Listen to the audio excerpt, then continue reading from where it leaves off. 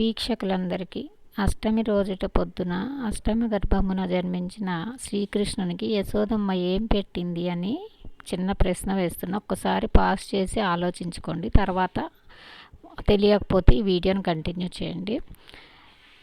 గోకులంలో వారం రోజులు కృష్ణుడు గోవర్ధనగిరిని చిటికిన వేలి మీద నిలిపాడని అందరికీ తెలుసు. ఈ వారం రోజులు శ్రీకృష్ణునికి రాత్రి పగల ఆహారం లేదు, నీరసం వస్తుంది.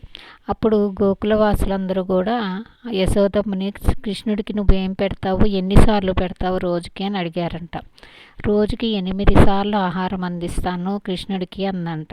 దానికోసం రోజుకి 8 సార్లు చొప్పున వారం రోజులు కలిపి 8 × 7 56 రకాల వంటకాలు తీసుకొచ్చి శ్రీకృష్ణునికి నైవేద్యం అందించారంట.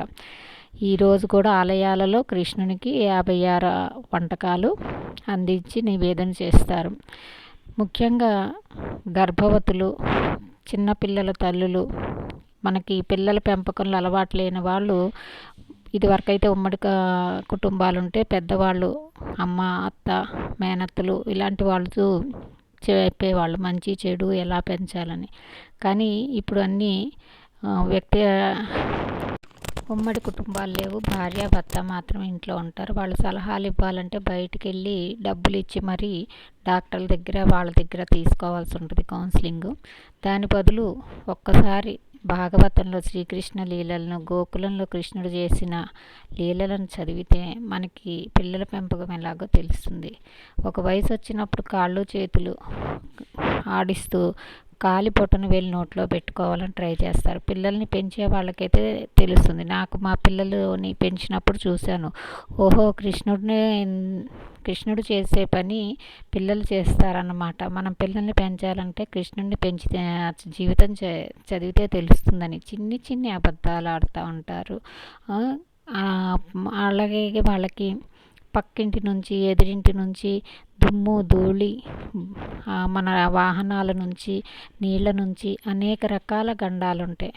ఆ గండాల నుంచి పిల్లల్ని కంటికి రెప్పలాగా యశోదమ్మ కాపాడుకున్నట్టు మనం కూడా మన పిల్లల్ని కాపాడుకుంటూ ఉండాలి అనేది మనకి భాగవతంలో శ్రీకృష్ణ లీలల ద్వారా తెలుస్తుంది. ఆఖరికి ఒక చిన్న కథ చెప్తాను. పక్కింటికి వెళ్ళి వెన్న దొంగతనం చేసి యజమానురాలకి పట్టుబడ్డాడు కృష్ణుడు. అప్పుడు ఏంటి ఇది ఎంత అంటే, నేను ఆవుని దూడని ఎత్తుక్కొస్తున్నాను, తరుముకొస్తుంటే దూడ మీ ఇంట్లో దూరి ఇదిగో ఈ కుండలో దూరింది అని చెప్పాడంట.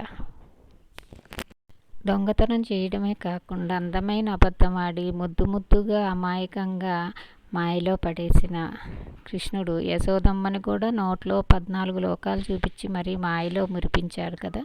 అందరికీ శుభాకాంక్షలు.